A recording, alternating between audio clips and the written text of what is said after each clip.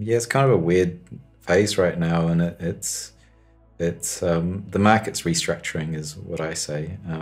Like the amount of sell-off we had from 69,000 to what was that, 32.9K? Like there was not much hodlers selling, I tell you. There was just risk-off sell down from futures exchanges, and that those traders led the price. They were dumping their futures, their quarterly futures, and eventually the hodlers started selling down, like ever so slightly, and it was quite different from what happened in May. In May, you could kind of predict it, right? You could see the hodlers were starting to dump, and those hodlers were a lot of those guys that were buying in, new hedge funds, institutional money, family offices. They were buying in from that breakout from 20,000 all the way up to 50 to 60,000. Like there was a huge amount of buying that was underlyingly, spot buying, taking those coins off the exchanges, putting into cold storage for long-term investment. And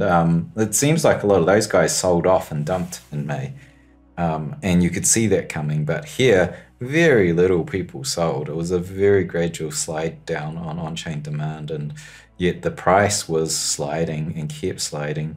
And it was led by the futures, which was different from what we normally see, which is the on-chain demand supply tends to lead the price action. So it's one of these weird times, I'm kind of interested to see, what the structure sort of looks like and how the dynamics work between all the different participants now that we've got futures ETFs here. And like the way that the price is behaving right now is so different from where it was, in the first half of last year. And yeah, it's changed so many times though, that this is like, I feel like it's like, coming out of the 30,000 bottom that was like sort of June, July, that rally was quite different from others. And I think that was a transition where, in that rally upwards, that was when the futures ETF started to go live. Now, this is just as my view on it, just seeing how the price is being impacted in relation to what the futures are doing.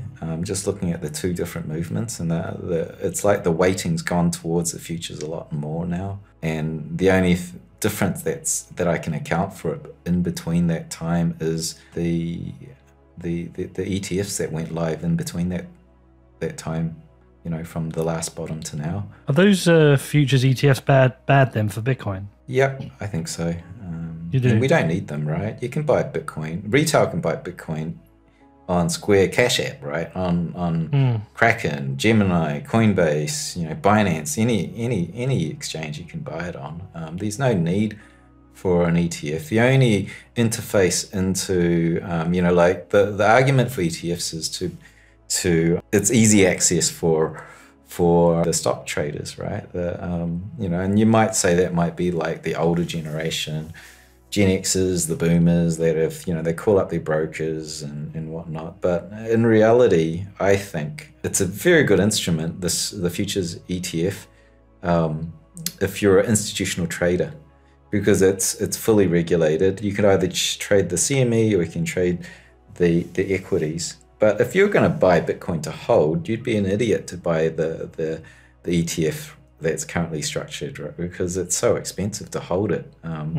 Just the way it's structured, you're paying, what is it? Like you might be losing 15% per year by holding that, because you're buying futures, and futures is effectively holding Bitcoin by renting the house rather than buying the house. Could we be in a bear market? If the past repeats, right? Every time we've seen long-term holders holding most of the coins, it's structurally set up for it to run upwards. Bear markets happen when everyone who's holding the coins are noobs. And when you say like long-term versus noobs, it's basically how long are those coins been aged in a wallet. So if you look across all the wallets on the blockchain and you go, look, how old are these coins before they move? How long have they been sitting in these wallets? It goes through cycles, and these tight cycles where most of the coins have been sitting there for more than 5 months. It's a very strong setup, which is what we've got now. It's at peak levels of these coins the coins across all of the network have been sitting there, most of them, for more than 5 months. And people who do that, they've held on for 5 months. They're not selling. They're not selling at a loss. They will sell when there's profit to be had, and you'll see that whenever it breaks out of like all-time highs and does a really strong rally, those guys that have been holding for 5 months start to take the money, and they take cash that's available. You know, they cash out, they take the profit, and eventually new guys that are coming in to buy the rally, they're the new guys, and you know, they want to get rich too. They're the bag holders. And they're the, well, you know, they're the bag holders. But what typically happens is it's very vulnerable to a bear market because some of them sell, right? They sell. Like the 2018 bear was at peak new guys holding the coins. Yeah, so it's just like old hands are out, new hands become old hands, and it's back and forth. And we're in an old hand situation. We went rallying from 30,000 to 69, and we did see a little bit of sell down from those 5-month old holders, and they took some profit and slid down.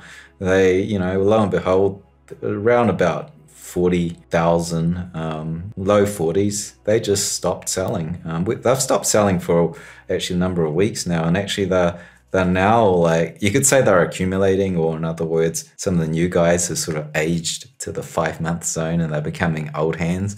So those guys, as an equilibrium, that cohort is now gaining, and so it's actually strengthening again. So it's not a, you know, structurally on chain, it's not a bear market setup, even though I would say we're at peak fear, like, no doubt about it. People are really scared, which typically is time to, like, it's an opportunity to buy.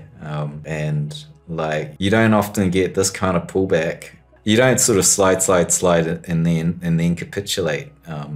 With, you know, we've come down from 69 to 33, and it'd be hard pressed to capitulate from 33 down to say 20. Because that's like retracing something like a 2018 bear market over two and a half months instead of a year, right? Anyway, like, structurally it's very, very strong, and demand started to come back in.